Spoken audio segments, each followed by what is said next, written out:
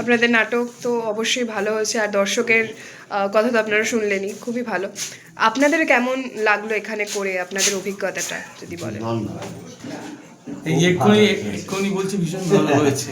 আমি কলবিতানে মানে নাটক করতে এসে মানে এত ভালো একটা দর্শক পেয়েছি প্রথম। আমরাই তো আয়োজন করেছি গোলাপলাকে নিয়ে। এই আয়োজনটা এই প্রথমেই মানে আমার বলতে হবে যে সাংঘাতিক। পশ্চিমবঙ্গে তো বিভিন্ন জায়গায় ঘুরে বেড়াচ্ছে, এত ভালো একটা মোবাইল ফোনের আওয়াজ পেলাম না, মানে কোথাও কথাবার্তা কিচ্ছু না, প্রত্যেকটা ডায়লগের সঙ্গে সঙ্গে এই দর্শক যাচ্ছে যাচ্ছে যাচ্ছে, এত ভালো লেগেছে।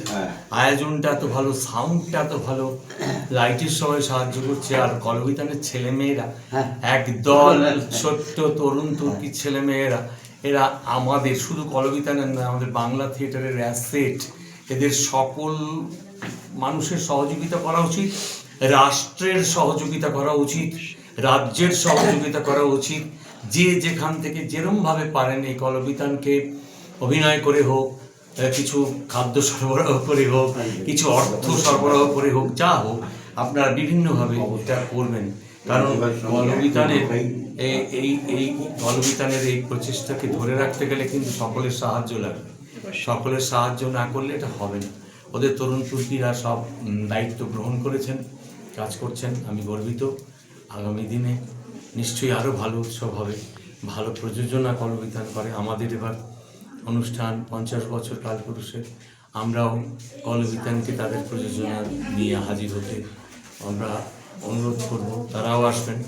ভীষণ ভালো একটা ফেস্টিভ্যালে এলাম, ভীষণ ভালো কলবিতানের ফেস্টিভ্যাল। অকৃত্রিমভাবে বলছি, এর মধ্যে কোনো কৃত্রিমতা নেই। ধন্যবাদ, অনেক ধন্যবাদ, অনেক ধন্যবাদ, ধন্যবাদ। আসেনি কি আশ্চর্য বলে দেবে আমায় মনটা। আমি ভয় পেয়ে গেছি, রুমে এলি কি হতো? কি জানি কি হতো। আমি বলবো কি হতো? বলো। আরে চুপ করে রইলে কেন? বলো বলো। তোমার সঙ্গে দেখা না হলে আরে বাস, ভালোবাসার দেশটা আমার দেখা হতো না।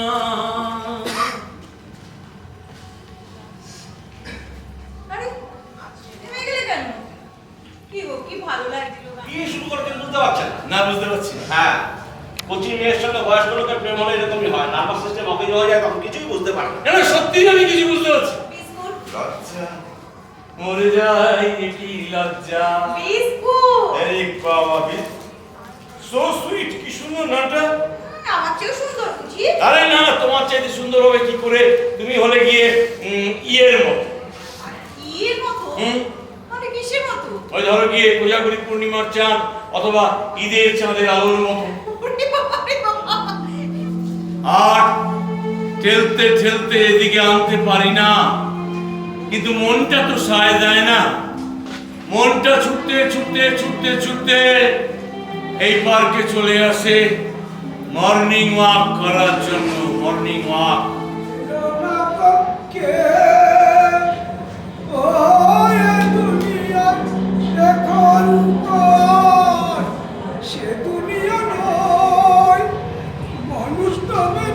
তুমি এখানে? আমারও তো একই প্রশ্ন, কি ব্যাপার তুমি এখানে? আমি তো মর্নিং ওয়াক করতে এখানে আসি, এখানেই আসি। বাড়ির থেকে এত দূরে? হ্যাঁ, হাঁটতে হাঁটতে চলে আসি। তোমার এনার্জি আছে ভবানী বাবু। বেশ, আর কি কি করো? ও কৈফিয়ত, এত কৈফিয়ত, কৈফিয়ত আর কৈফিয়ত ভালো লাগে না। আর কি করবো, আর কি করবো, আর কি করবো, আর কি করার বাকি আছে?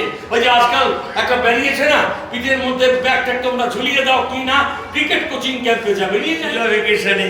দুপুরবেলা তুমি কিছুতেই ঘুমোতে চাইতে না, অনেকে বিরক্তি প্রকাশ করতো, আমি কিন্তু করতাম না।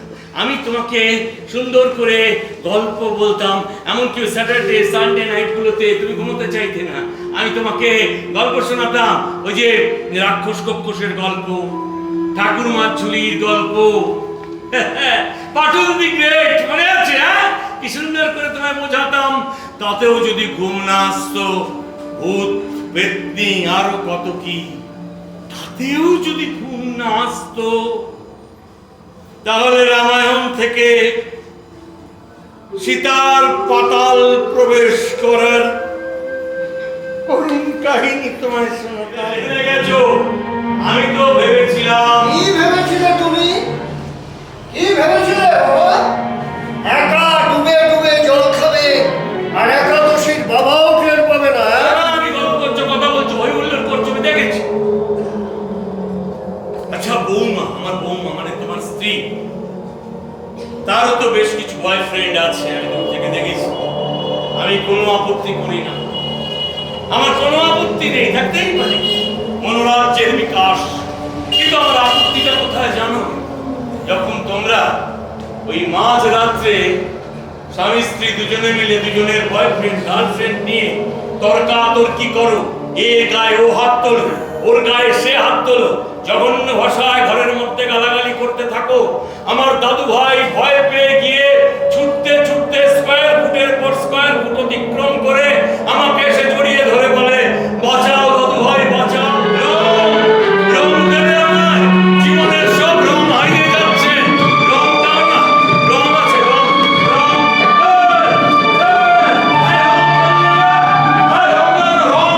রং আছে তোর কাছে, রং আছে, রং দাও, দাও না, আমি রং দাও, দাও রং দাও, দাও না, রং দাও, দাও না, রং আছে, দাও না, দাও, রং ফুরিয়ে যাচ্ছে জীবন থেকে, রং দাও,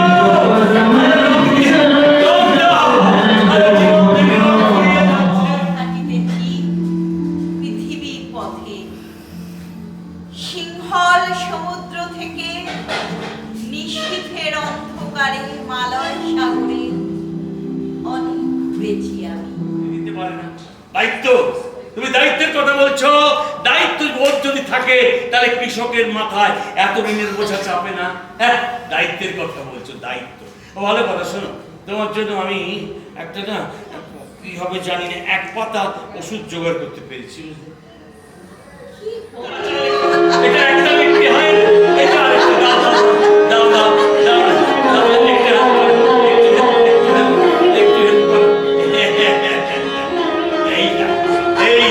কি সুন্দর লাগছে না হাত দুটো,